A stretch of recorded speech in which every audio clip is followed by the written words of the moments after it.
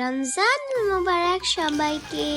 Hello everyone, আজকে share করব আপিনের আরেকটা স্পেশাল রেসিপি। সেটা হচ্ছে কি আপিনের chilli chicken and fried rice.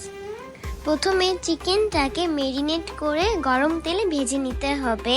সবগুলো চিকেন ভাজা হয়ে গেলে উঠিয়ে নিতে হবে। তারপর একটি গরম তেলে রসুন ভেজে নিতে হবে। তারপর এখানে হট টমেটো সসটা দিয়ে দিতে হবে। ভালো মতো নেড়ে চেড়ে নিতে হবে। দিয়ে দিতে হবে সয়া সস আর ভিনেগার। তারপর ভালোভাবে নেড়ে চেড়ে নিতে হবে। দিয়ে দিতে হবে সামান্য পেঁয়াজ কুচি।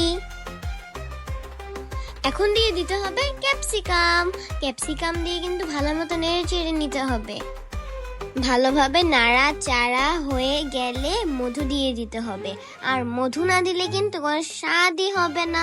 তারপর মধু দিয়ে একটু নেড়ে চেড়ে নিতে হবে। দিয়ে দিতে হবে ভেজে রাখা সবগুলো চিকেন। আর এই ভেজে রাখা চিকেনটা খেতে এত মজা, ইয়াম্মি। তারপর একটি বাটিতে কর্নফ্লাওয়ার গুলিয়ে নিতে হবে। তারপর দিয়ে দিতে হবে গুলিয়ে রাখা সবগুলো ওই কর্নফ্লাওয়ার। এই যে আমাদের চিলি চিকেন স্পেশাল রেডি। প্রথমে একটি বড় কড়াইয়ে রসুনকে লাল করে ভেজে নিতে হবে। তারপর ফ্রাইড রাইসের জন্য কেটে রাখা সবজিগুলো সবগুলো দিয়ে দিতে হবে। এখানে আমার আপিন দিয়েছিল পাতাকপি আর গাজর। তারপর এটাকে ভালো মতো কিন্তু নেড়ে চেড়ে নিয়ে নিতে হবে। তারপর এটার মধ্যে পেঁয়াজ কুচি দিয়ে আবারও নেড়ে চেড়ে নিতে হবে।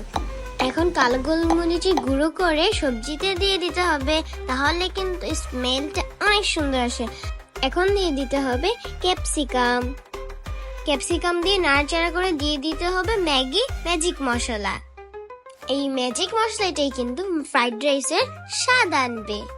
এখন দিয়ে দিতে হবে আগে থেকে সিদ্ধ করা চাল। তারপর দিয়ে দিতে হবে পরিমাণ মতো সয়া সস। ভিনেগারও কিন্তু দিতে হবে পরিমাণ মতো। এখন দিয়ে দিতে হবে টমেটো সস। এখন ভালো মতো নাড়াচাড়া করে নিতে হবে যেন সব মশলাগুলো মিক্স হয়ে যায়। পরিমাণ মতো লবণও কিন্তু দিয়ে দিতে হবে।